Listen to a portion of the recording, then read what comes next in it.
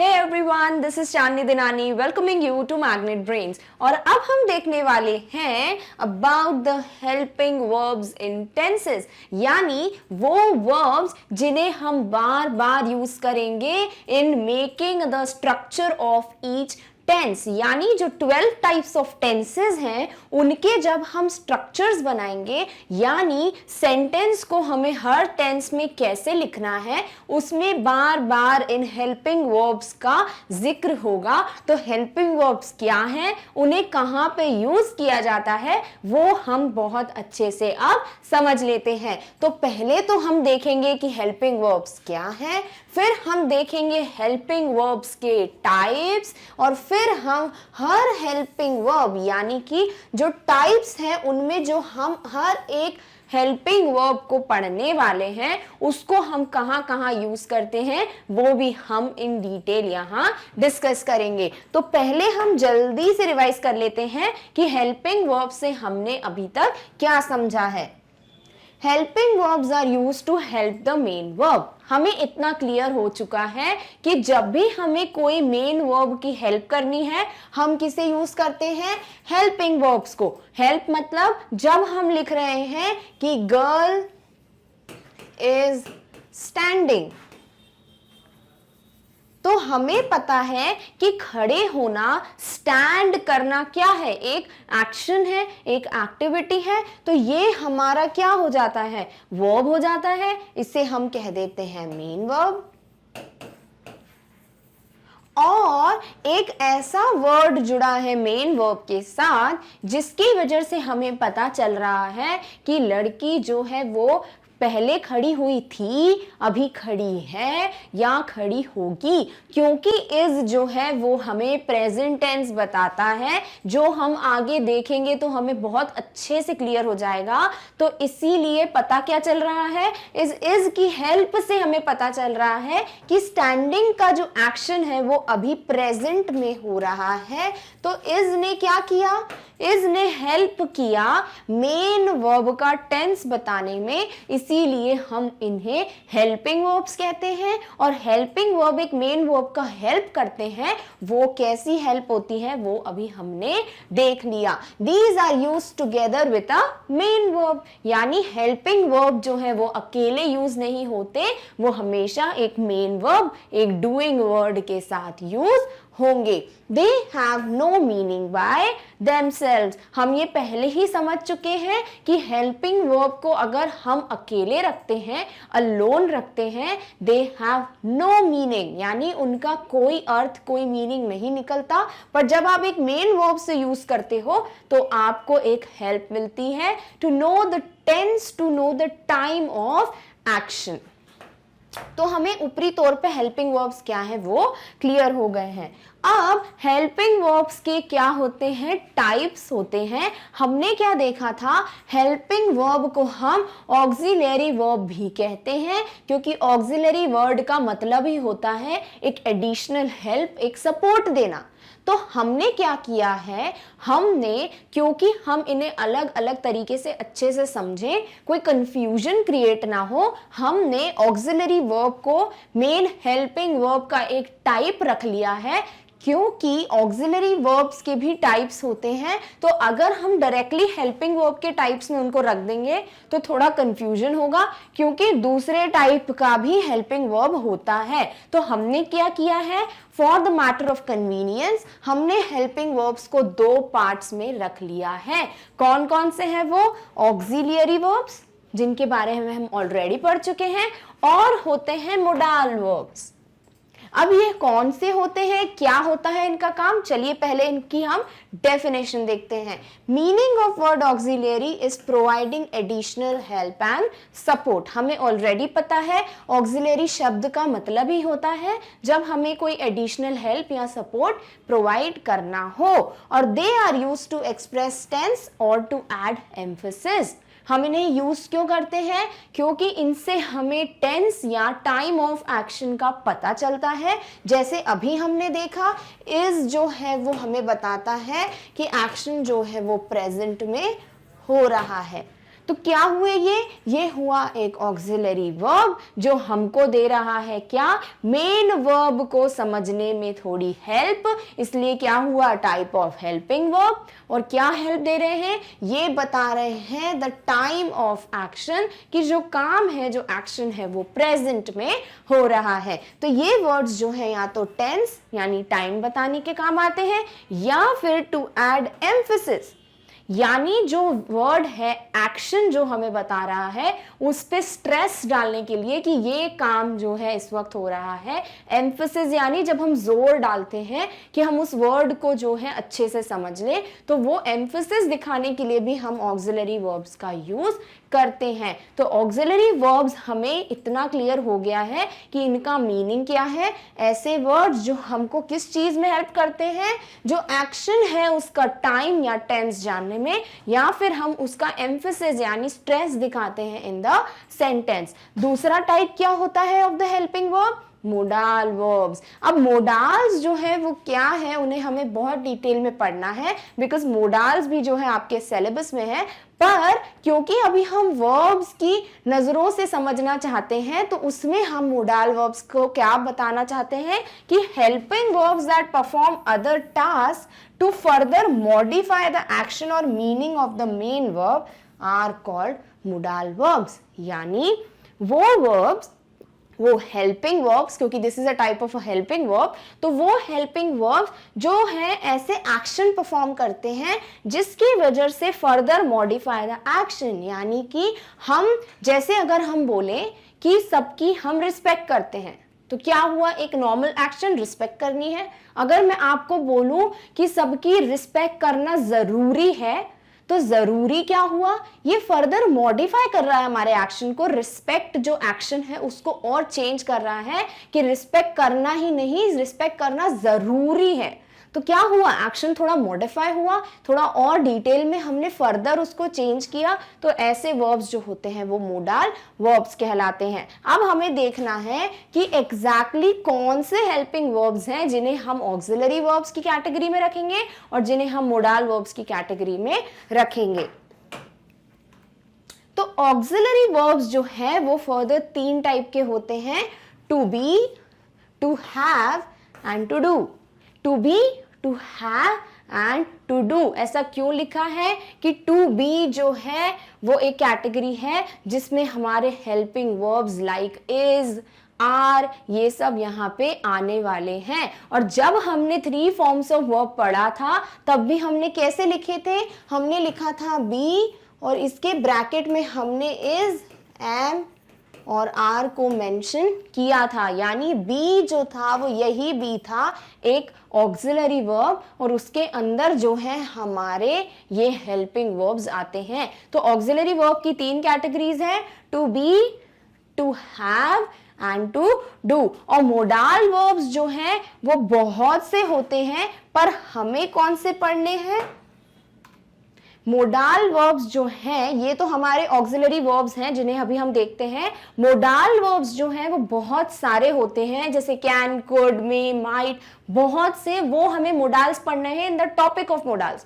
पर जो modal verbs हम टेंस में पढ़ेंगे वो सिर्फ 2 होते हैं, वो कौन से, वो अभी हम देखेंगे। अब हम क्या देख लेते हैं कि जो ऑक्सिलरी वर्ब्स हैं टू बी, टू हैव और टू डू, उसमें कौन कौन से हेल्पिंग वर्ब्स हम रखते हैं। तो टू बी में आता है एम, जब हम बोलते हैं आई एम अ गर्ल, तो जो एम आता है ए एम, वो क्या है, एक हेल्पिंग वर्ब है टू बी कैटेगरी का।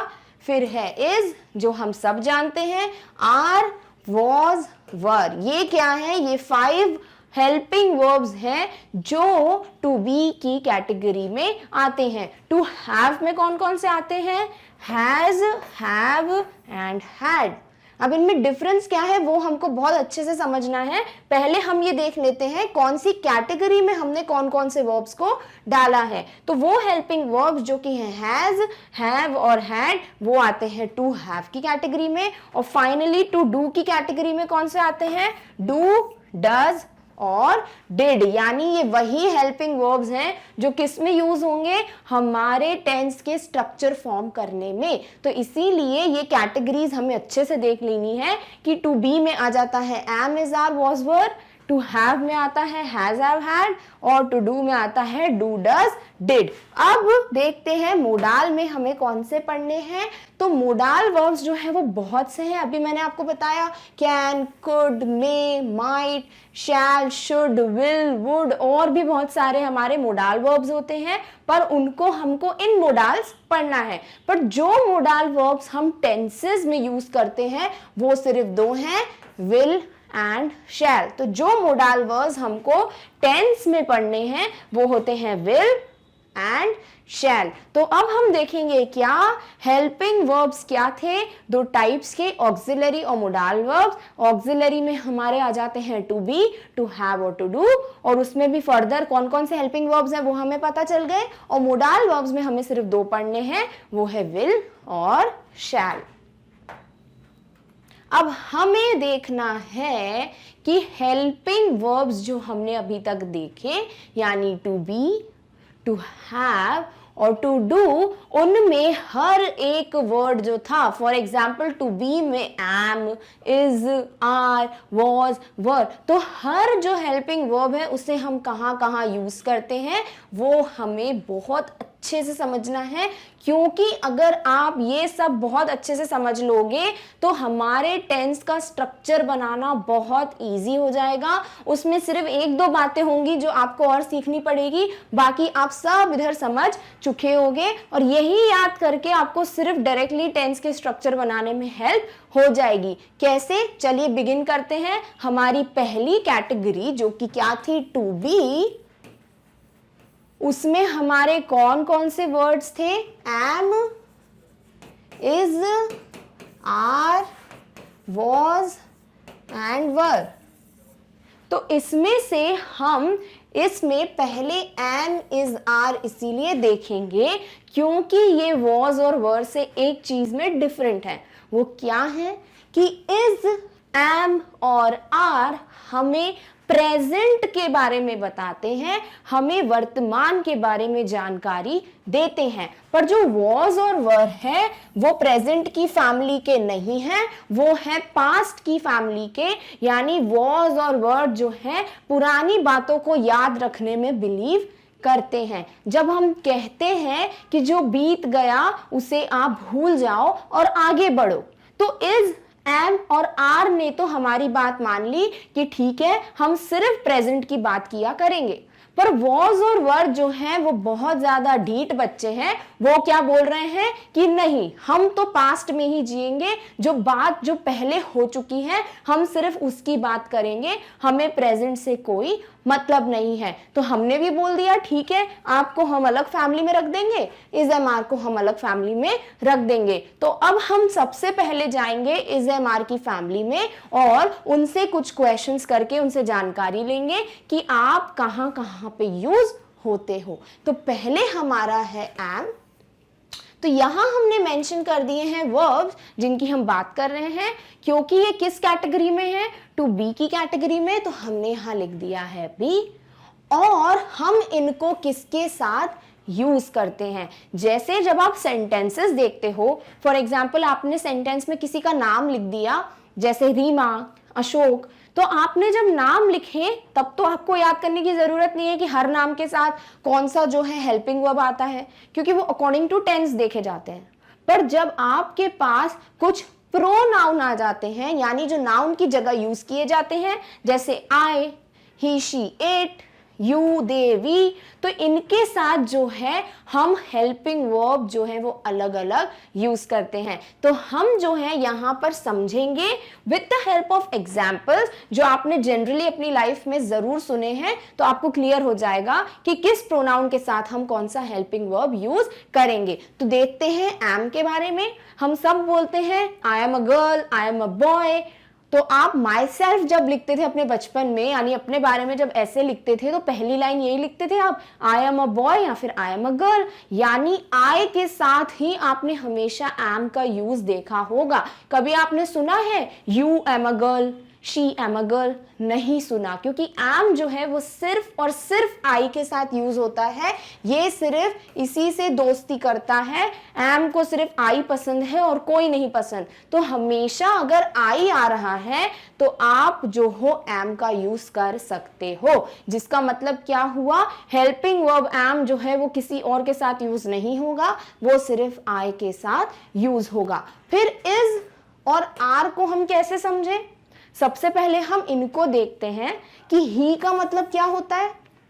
जब हम किसी मेल या किसी लड़के के बारे में बात करते हैं तो हम जो है उनके नाम की जगह ही को दिखाते हैं। उसी जगह जब हम किसी फीमेल के बारे में डिस्कस करते हैं तो हम यूज करते हैं शी। और जब हमें नहीं पता होता कि हम जिसके बारे में डिस्कस कर रहे हैं वो एक मेल है या फीमेल, फॉर एग्जाम्पल अगर मैं बोलूं इट इज रेनिंग, यानी बारिश हो रही है, तो बारिश लड़का है या लड़की आपको पता है? नहीं पता। तो ऐसे वर्ड जिसके बारे में हमें क्लियर नहीं होता कि वो मेल है या फीमेल है, वहां हम यूज करते हैं इट। यानी ही, शी, इट जो है वो एक एक पर्सनालिटी के बारे में बता रहे हैं। ही बताता है एक मेल के बारे में, शी बताती है एक फीमेल के बारे में, और इट बात करता है एक थिंग के बारे में जिसका जेंडर हमको नहीं पता। तो ये एक की बात करते हैं ना, तो क्या हो गए, ये हो गए सिंगुलर, यानी अकेले। सिंगुलर प्लूरल हम सबने पढ़ा है, एक बुक हो गई सिंगुलर, एक से ज्यादा बुक्स हो गई तो क्या हुआ, प्लूरल। तो वैसे ही इज, एम, आर के लिए कैसे याद रखोगे? एम तो चलो आई के साथ चला गया, अब बाकी जो बचते हैं उनमें से जो जो सिंगुलर हैं उनके साथ जाता है इज, क्योंकि ही एक सिंगुलर है, शी एक सिंगुलर है, इट एक सिंगुलर है, हम क्या यूज करते हैं इसके साथ इज। और जो वी होता है, वी यानी हम सब, और दे यानी वो सब, तो ये क्या होते हैं, प्लूरल, मोर देन वन। तो वी और दे के साथ क्या यूज होता है, आर।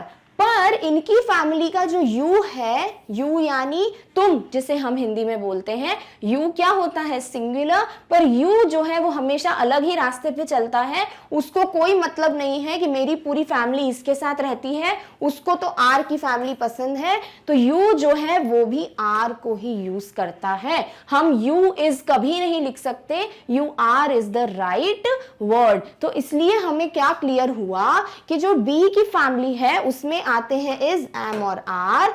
एम यूज होगा आई के साथ, इज यूज होगा ही, शी, इट के साथ क्योंकि ये सिंगुलर है, और आर यूज होता है दे और वी के साथ। पर यू जो है वो सिंगुलर है, पर वो एक्सेप्शन है, वो आर को ही यूज करता है। अब हमें इज, एम, आर कौन से टेंस बताते हैं?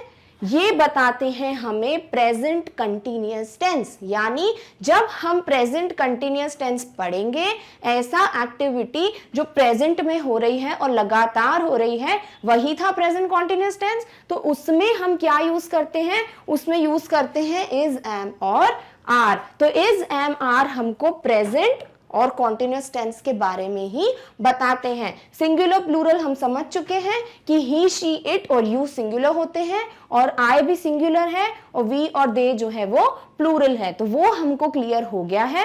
अब हमें क्या देखना है कि वर्ब का कौन सा फॉर्म हम यूज करते हैं। हमने पढ़ा है V1, V2, V3। तो जब हम इज, एम, आर के बारे में बात करेंगे, हमेशा हम V1 में ing लगा देंगे। तो हमारा क्या बन गया, V1 प्लस ing। यानी जब हम ऐसा टेंस पढ़ेंगे जहां हम इज, एम, आर का यूज करेंगे, वहां हमेशा हम वर्ब का फर्स्ट फॉर्म लेके उसमें ing जोड़ देंगे। जैसे डांस होता है फर्स्ट फॉर्म, तो इसका वर्ब प्लस ing फॉर्म कैसा हो जाता है, डांसिंग। तो ये किस में यूज होगा, इज डांसिंग, आर डांसिंग और आई एम डांसिंग। तो वर्ब का फर्स्ट फॉर्म और ing ही यूज होता है इज, एम, आर के साथ, और कोई वर्ब का फॉर्म यूज नहीं होता। तो हमें यहाँ पे बहुत इजी हो जाएगा कि इज, एम, आर दिख गया, लगा दो वर्ब का फर्स्ट फॉर्म प्लस ing, और हमें मिल जाएगा प्रेजेंट, क्योंकि इज, एम, आर अभी के बारे में बताते हैं, हेल्पिंग वर्ब है, टेंस बताते हैं, और फर्स्ट फॉर्म प्लस ing लग गया, तो तो कंटिन्यूअस यानी लगातार काम हो रहा है, डांसिंग यानी क्या, लगातार डांस कर रहे हैं। तो इससे क्लियर हो गया कि प्रेजेंट कॉन्टिन्यूअस टेंस क्यों हम बोल रहे हैं और वर्ब का फर्स्ट फॉर्म प्लस आईएनजी हम यहाँ पर यूज करेंगे। अब जल्दी से एग्जाम्पल्स देखते हैं। I am going to market, मैं मार्केट जा रहा हूं। तो क्या हुआ, प्रेजेंट, जाना कॉन्टिन्यूअस और आई के साथ हमेशा एम यूज होता है, यानी एम था हमारा हेल्पिंग वर्ब और गो जो हमारा वर्ब का फर्स्ट फॉर्म है उसमें हमने आईएनजी लगा के बना दिया गोइंग। तो मिल गया, एम दिख गया, लगा दो वर्ब का फर्स्ट फॉर्म प्लस आईएनजी, यानी अगर यहां कोई गड़बड़ होगी तो हमें समझ आ जाएगी। नेक्स्ट हमें देखना है इज के एग्जाम्पल। अगर हमें ही के साथ यूज करना है तो he is going to market, वो मार्केट जा रहा है, तो ही का भी यूज हो गया। ही के साथ हम इज लगाते हैं प्रेजेंट दिखाने के लिए और इज लग गया तो हमने वर्ब का first form plus ING use कर लिया। Similarly she is going to market और it is raining, it is going to market तो बोल ही नहीं सकते क्योंकि हमें पता ही नहीं है कोई जेंडर, तो कोई चीज थोड़ी ना मार्केट चल के जाएगी। तो यहां हमने लिखा है इट इज रेनिंग यानी बारिश हो रही है, तो अभी हो रही है इज, क्योंकि इट है तो हम इज यूज कर सकते हैं और वर्ब का फर्स्ट फॉर्म प्लस आईएनजी हमको लगा देना है, लगा दिया। रेन था हमारा वर्ब का फर्स्ट फॉर्म, लगा दिया आईएनजी। क्लियर हो गया कितना इजी है। अब इसी के साथ यू, दे और वी का भी एग्जाम्पल देख लेते हैं। यू आर डांसिंग, तुम डांस कर रहे हो, यू है इसीलिए आर यूज हुआ इसीलिए वर्ब का फर्स्ट फॉर्म प्लस आईएनजी हुआ। तो हमें सिर्फ इतना याद रखना है कि एम आया तो आई लगाना है और एम लग गया तो वर्ब का फर्स्ट फॉर्म प्लस आईएनजी।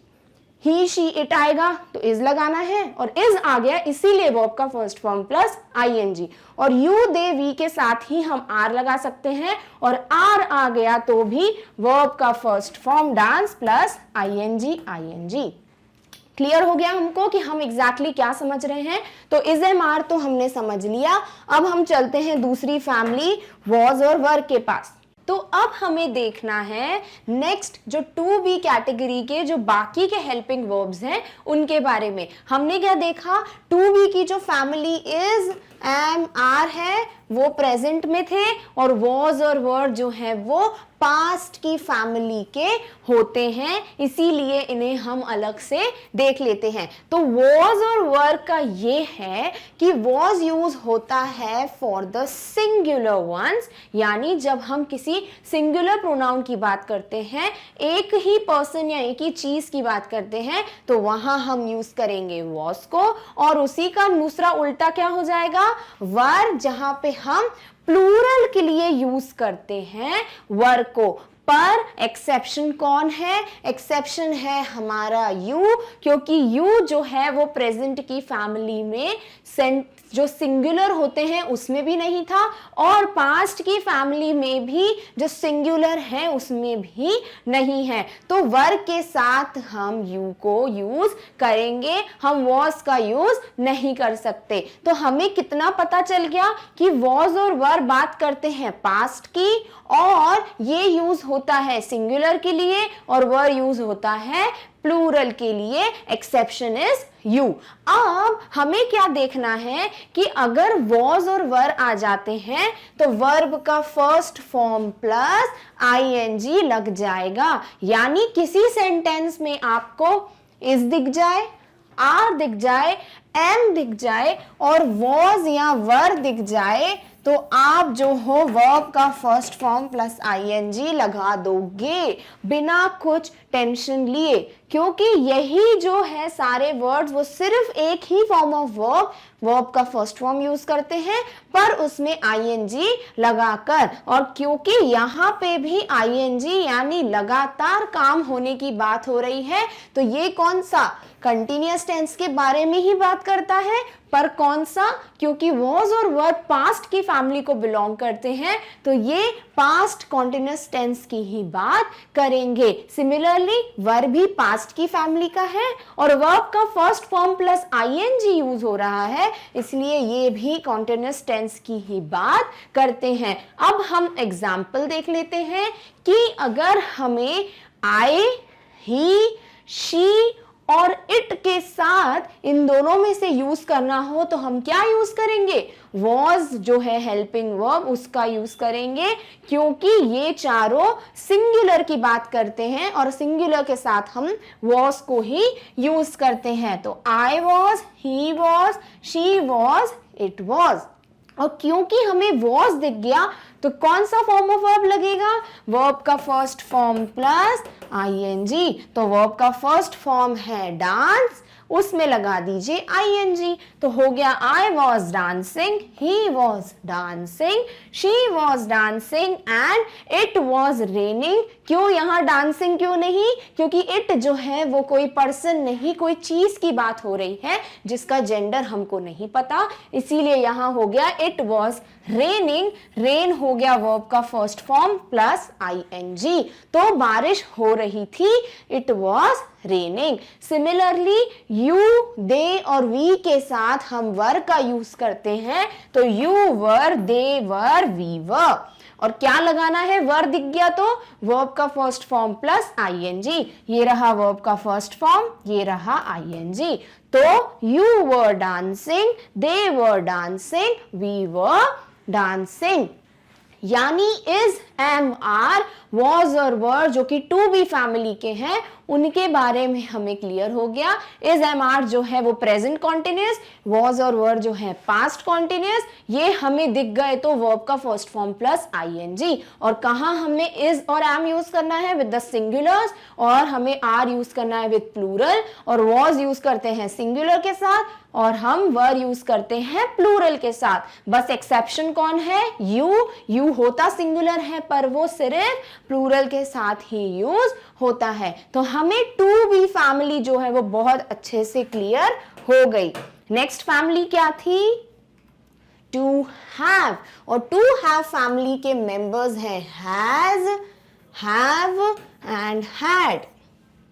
क्योंकि जैसे कि इज, एम और आर जो हैं वो प्रेजेंट की फैमिली के थे, वैसे ही हैज, हैव अलग फैमिली के हो जाते हैं। और जैसे वॉज और वर जो है पास्ट के थे, वैसे हैड भी पास्ट की फैमिली यानी अलग फैमिली का हो जाता है। तो इन दोनों फैमिलीज में टेंसेस डिफरेंट होंगे, पर यहां भी वर्ब का फॉर्म जो है वो चेंज नहीं होगा। जैसे टू बी फैमिली दिख गई तो वर्ब का फर्स्ट फॉर्म प्लस ing, वैसे ही अगर हमें टू हैव की फैमिली के तीनों में से कोई भी मेंबर दिख गए, वो हैज हो, हैव हो, हैड हो, हमेशा वर्ब का थर्ड फॉर्म लग जाता है। जैसे डांस का फर्स्ट फॉर्म है डांस, सेकेंड फॉर्म है डांस्ड और थर्ड फॉर्म भी है डांस्ड। तो जब हम हैज, हैव या हैड को देख लें किसी सेंटेंस में, क्या करेंगे, वहां थर्ड फॉर्म यानी डांस्ड का यूज कर देंगे। Similarly choose, chose, chosen, chosen क्या हो गया, थर्ड फॉर्म ऑफ वर्ब, तो वो हम यहां पर यूज करेंगे अगर हमको हैज, हैव और हैड सेंटेंस में दिख गए। अब हम देखते हैं कि इसमें सिंगुलर और प्लूरल का क्या है। हैज जो है वो सिंगुलर है और हैव जो है वो दोनों के लिए यूज होता है, यानी यहां पे यू जो था एक्सेप्शन वो तो आ ही गया, क्योंकि यू जो है वो तो अपनी फैमिली के साथ कभी होता ही नहीं है। पर जो आई होता है, जो हम बोलते हैं आई एम अ गर्ल, अगर हमें हैज और हैव में से यूज करना है तो हम आई हैव यूज करते हैं, हैज यूज नहीं करते। तो यहां पर आई और यू जो है वो एक्सेप्शन है, और वी और दे तो होते ही प्लूरल है, इसीलिए हम हैव के साथ इन्हें यूज करते हैं। तो हमें दो चीजें फिर समझ आ गई। अगर हमको ही, शी, इट दिखेगा तो इसके साथ हम हैज यूज कर सकते हैं, हैव नहीं कर सकते। और वी, दे तो प्लूरल है, पर साथ में आई और यू भी जो है वो हैव का ही यूज करते हैं। और अगर हमको हैज और हैव दिख गए तो क्या करेंगे, वर्ब का थर्ड फॉर्म लगा देंगे। और जब हम टेंस की बात करेंगे तो हमें पता चलेगा कि हैज और हैव जो है वो कोई परफेक्ट टेंस या परफेक्ट कंटिन्यूअस टेंस की ही बात करते हैं।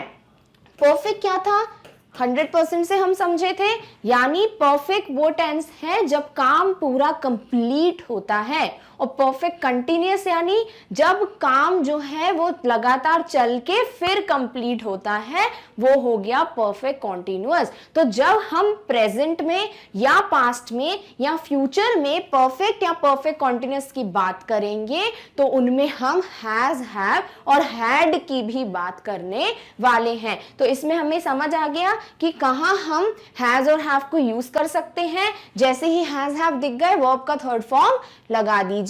अब हम एग्जाम्पल्स देखते हैं। जैसे हमें चाहिए ही, शी और इट के साथ एग्जाम्पल, तो हैज ही हम यूज कर सकते हैं ही और शी इट के साथ।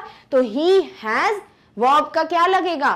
Third form. और प्ले जो है वो होता है फर्स्ट फॉर्म, प्लेड होता है सेकेंड फॉर्म और प्लेड ही होता है थर्ड फॉर्म। तो यहां आ जाएगा ही हैज प्लेड, वर्ब का third form, she has played, verb का third form, it has stopped raining. It, क्योंकि ये सिंगुलर है, क्या आएगा? हैज, और हमको क्या लगाना है? वर्ब का third form. Stop, stopped, stopped, तो स्टॉप्ड होता है वर्ब का थर्ड फॉर्म। क्या आ गया? It has stopped raining. तो हमें समझ आ गया कि हैज दिख गया तो ही, शी, इट यूज कर सकते हो, और अगर हैज दिख गया तो वर्ब का थर्ड फॉर्म ही हमको लगाना है। सिमिलरली प्लूरल्स के साथ भी देख लेते हैं, और आई, यू और यू के साथ भी हम कुछ एग्जाम्पल्स देख लेते हैं। आई हैव, आई के साथ हम हैव यूज करते हैं, और क्या लगेगा? वर्ब का थर्ड फॉर्म। क्या है? ईट है वर्ब, तो ईट, एट, ईटन। वर्ब का फर्स्ट फॉर्म ईट, वर्ब का सेकेंड फॉर्म एट और थर्ड फॉर्म क्या होता है? ईटन। तो हमें क्या चाहिए? दिख गया हमको हैव तो वर्ब का थर्ड फॉर्म ही यूज करता है, तो हैव के साथ आ गया eaten the ice cream. Next we के साथ भी हैव यूज करते हैं, तो वी हैव, ईट का क्या आएगा? Third form, eaten the ice cream. Similarly you have eaten the ice cream, they have eaten the ice cream. यानी हमें क्लियर हो गया है कि अगर हैज और हैव दिख गए तो वर्ब का थर्ड फॉर्म लगा दीजिए। क्लियर हो गया? तो टू बी फैमिली जो है, क्योंकि वो फर्स्ट फैमिली है, वो वर्ब का first form plus ING use करती है, और टू हैव फैमिली जो है वो वर्ब का third form plus ING, verb का थर्ड फॉर्म ही यूज करती है। कंफ्यूज मत होइएगा कि यहाँ आईएनजी है तो यहाँ भी लगा दे, ऐसा नहीं है। इज, एम, आर, वॉज, वर के साथ वर्ब का फर्स्ट फॉर्म प्लस आईएनजी, और हैज, हैव और अभी हैड भी देखेंगे तो उसमें भी वर्ब का थर्ड फॉर्म ही यूज होगा।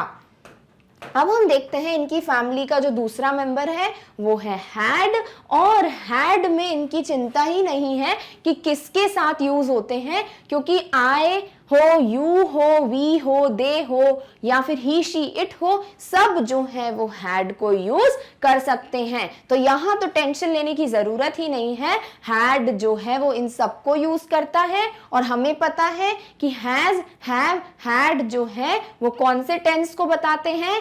परफेक्ट या परफेक्ट कॉन्टिन्यूअस। पर क्योंकि हमको पता है हैड जो है वो पास्ट की फैमिली का है, तो यहां बहुत इजीली हमें डायरेक्ट पता है कि ये सिर्फ पास्ट परफेक्ट या फिर पास्ट परफेक्ट कंटिन्यूअस में ही यूज होगा।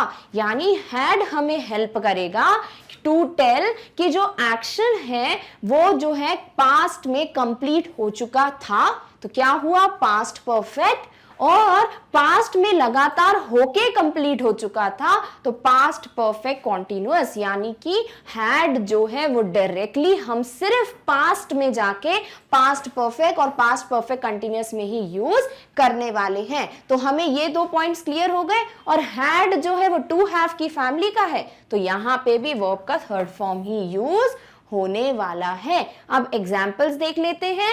आई हैड, आई के साथ हैड लग गया, हैड है तो क्या करेंगे? वर्ब का थर्ड फॉर्म लगाएंगे। और कम, केम, कम क्या होता है? कम के पूरे तीन फॉर्म्स, यानी come, came, come. This is V1, this is V2, this is V3 और हमें क्या चाहिए, हैड दिख गया तो वर्ब का थर्ड फॉर्म यानी कम, तो I had come to meet you. Similarly you के साथ क्या दिख रहा है, हैड, क्या लगाएंगे, वर्ब का third form, you had come to meet me. Second, he had come to meet me. She had come to meet me.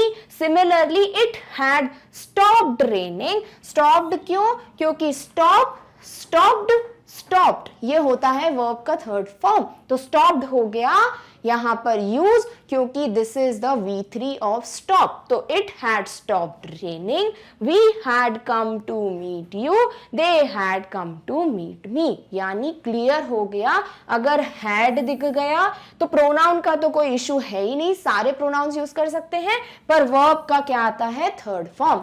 अब आप बोलोगे कि हम इसे याद कैसे करें, तो इन दो फैमिलीज का फटाफट से हम एक ट्रिक देख लेते हैं कि टू बी फैमिली क्या थी, फर्स्ट फैमिली,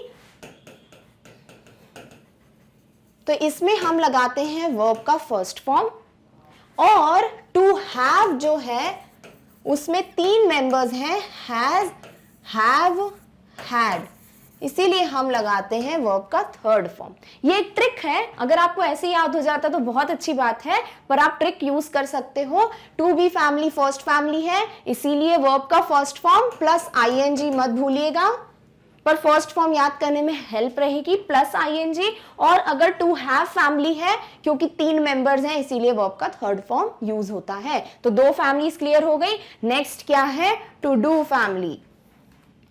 तो टू डू में कौन कौन से थे, डू, डज, डिड, कौन कौन से, डू, डज, डिड। तो इसमें भी ये दो मेंबर्स होते हैं प्रेजेंट के पार्ट और डिड होता है पास्ट का पार्ट। तो हम डू और डस को पढ़ेंगे अलग से क्योंकि ये प्रेजेंट की फैमिली के पार्ट है और डिड जो है वो पास्ट की फैमिली का पार्ट है। अब हमें क्या देखना है कि डू और डस कौन कौन से प्रोनाउंस के साथ यूज होता है। तो डू जो है वो प्लूरल होता है और डस जो है वो सिंगुलर होता है। तो जैसे यू, वाई ओ यू जो है वो तो एक्सेप्शन है ही, वो प्लूरल के साथ ही यूज होगा, पर यहां पे भी आई जो है वो प्लूरल के साथ ही यूज हो रहा है, जैसे आई हैव के साथ यूज हो रहा था। तो आई और यू जो है वो एक्सेप्शंस हैं, तो वो डू के साथ यूज होते हैं, और वी और दे तो होते ही प्लूरल हैं, तो वो डू को यूज करेंगे। और सिंगुलर कौन से हैं, ही, शी और इट, तो वो यूज करेंगे डस को। तो हमें क्लियर हो गया, do is plural, does is singular. अब अगर हमें ये दिख गए तो वर्ब का कौन सा फॉर्म लगाएंगे, डायरेक्ट वर्ब का फर्स्ट फॉर्म लगा देंगे।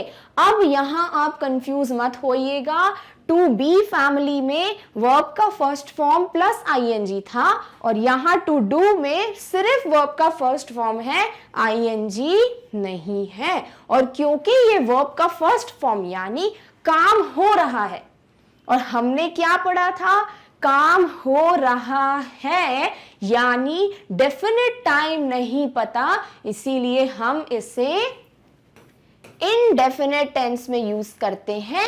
और क्योंकि ये प्रेजेंट की फैमिली के पार्ट हैं तो ये सिर्फ प्रेजेंट इनडेफिनेट टेंस में यूज होते हैं। तो कितने अच्छे से हमें जब हम स्ट्रक्चर बनाएंगे तो क्लियर होगा।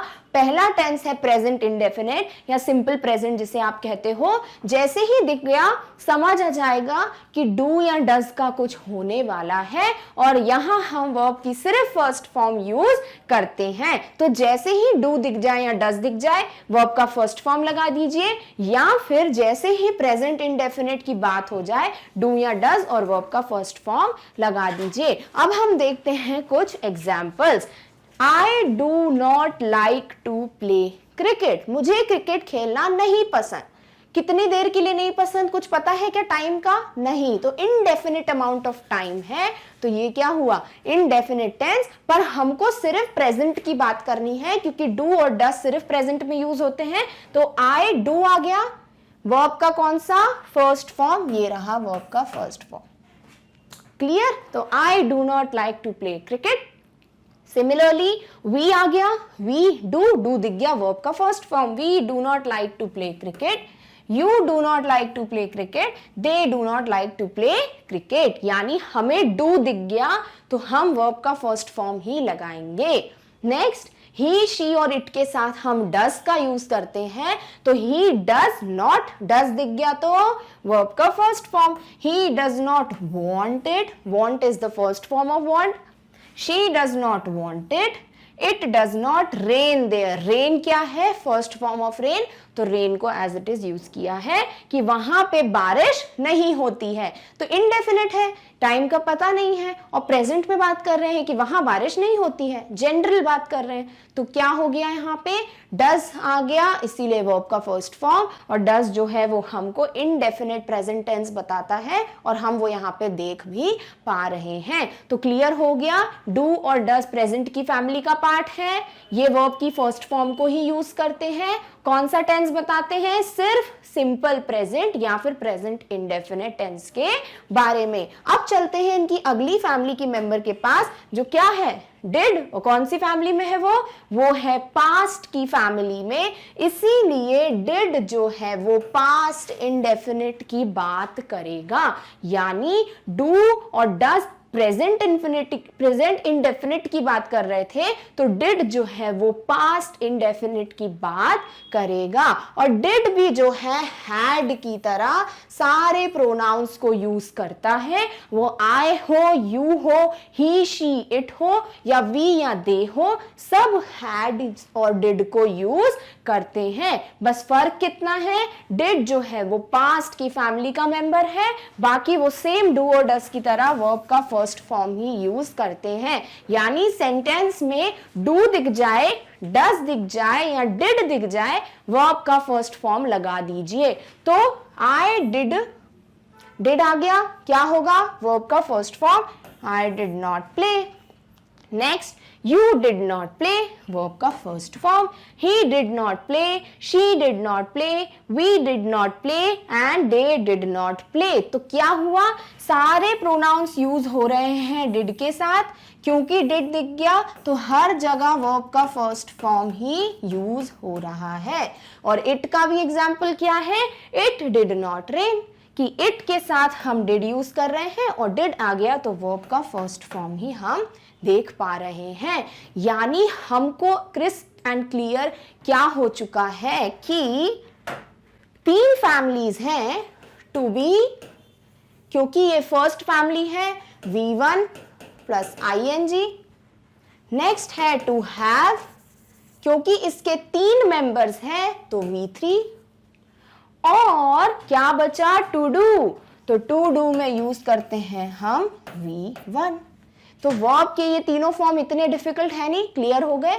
और कहां पे बी में क्या आ रहे हैं, एम, उसके साथ सिर्फ आई यूज होता है, इज के साथ singular he she it use होगा, और आर के साथ प्लूरल वी और दे, और यू जो है वो एक्सेप्शन है, इसलिए यू भी आर को यूज करेगा। सिमिलरली टू हैव में हैज, हैव, हैड, और टू डू में डू, डज, डिड का हम कहां यूज करते हैं वो हमको समझ आ गया। और किसी किसी में हमको टेंसेस का भी पता चल गया है कि यहाँ ING है तो पक्का कंटिन्यूअस टेंस तो होगा ही, प्रेजेंट हो, पास्ट हो, फ्यूचर हो, वो बात की बात है, कंटिन्यूअस टेंस पक्का है यहाँ पे क्योंकि ING है। टू हैव में V3 है, और V3 जो है वो परफेक्ट टेंस बताता है या फिर परफेक्ट कंटिन्यूअस टेंस बताता है, और V1 यानी टू डू सिर्फ इंडेफिनिट की बात करता है, जिसमें डू और डज प्रेजेंट इंडेफिनिट की बात करते हैं, और डिड जो है वो पास्ट इंडेफिनिट की बात करता है। यानी अगर हमको ये हेल्पिंग वर्ब्स दिख जाएंगे तो प्रोनाउन की गलती होगी तो भी हम पकड़ लेंगे, और हमें वर्ब का कौन सा फॉर्म यूज करना है उस पे बेस्ड भी कोई गलती होगी तो हम सेंटेंस में पकड़ लेंगे। अब हमारा काम सिर्फ इतना बचता है कि हमको इन टेंसेस का स्ट्रक्चर जो है वो एक एक करके समझना है, और स्ट्रक्चर समझने में आधा काम हमारा हो चुका है। वो आप जब स्ट्रक्चर बनते हुए देखोगे तब आपको समझ आ जाएगा कि ये कितना हेल्पफुल था हेल्पिंग वर्ब्स को अलग से पढ़ना। अब हमारा काम क्या है, स्ट्रक्चर तो बनाना ही है, पर इसे और स्ट्रॉन्ग करने के लिए हम क्या करेंगे, कुछ क्वेश्चंस करेंगे। तो नेक्स्ट वीडियो में हम अराउंड 30 क्वेश्चंस जो है वो डिस्कस करेंगे, जिसमें हम इन हेल्पिंग वर्ब्स को समझ पाए कि नहीं हमें क्लियर हो जाएगा। तो नेक्स्ट वीडियो में हम जल्दी मिलेंगे, तब तक आप अपना ध्यान रखिए। और क्लास 4 से 12 तक के नोट्स के लिए आप magnetbrains.com पे विजिट कर सकते हो। Thank you so much for watching, bye.